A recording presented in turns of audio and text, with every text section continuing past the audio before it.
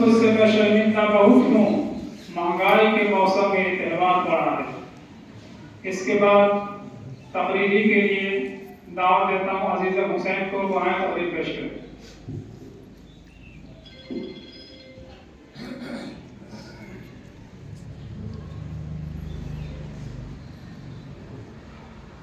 نحمده ونصلي على رسوله الكريم، اما بعد۔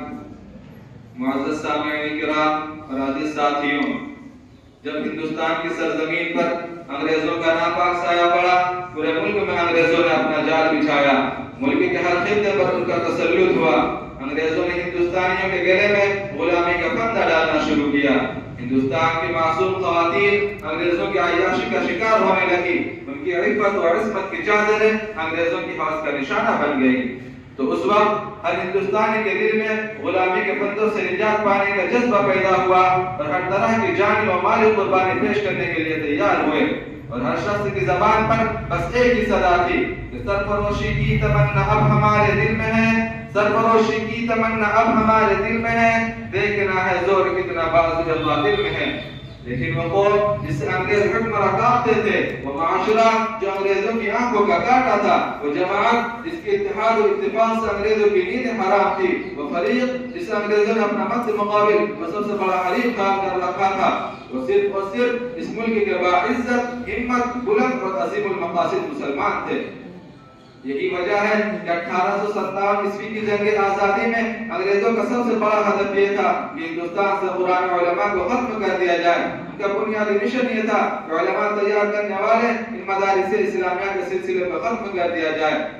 اللہ جزائے خیر دے ہندوستان کے ان دور اندیش اکابر کو جنہوں نے اس ملک میں دین و اسلام کی تحفظ و بقا کے خاطر جگہ جگہ مدارس کی بنیاد رکھی۔ ہندوستانیوں میں ایمان و یقین کی شمع روشن رکھنے کے لیے ہندوستان کے کونے کونے میں مکاتب کا قیام فرمایا اور اپنے خون کی جگر سے دینی اداروں کو سینچا۔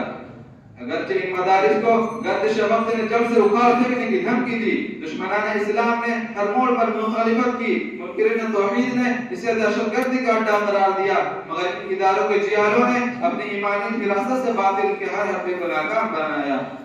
حضرات محترم، ان مدارس و مکاتب کی اہمیت و افادت میں آپ کو کہاں تک بتاؤں؟ حقیقت تو یہ ہے کہ انہی مدارس کے بدولت ہمیں ایمان نصیب ہوا، انہی مدارس کے وجہ سے آج ہمیں انگریزوں سے نجات اور رہائی نصیب ہوئی۔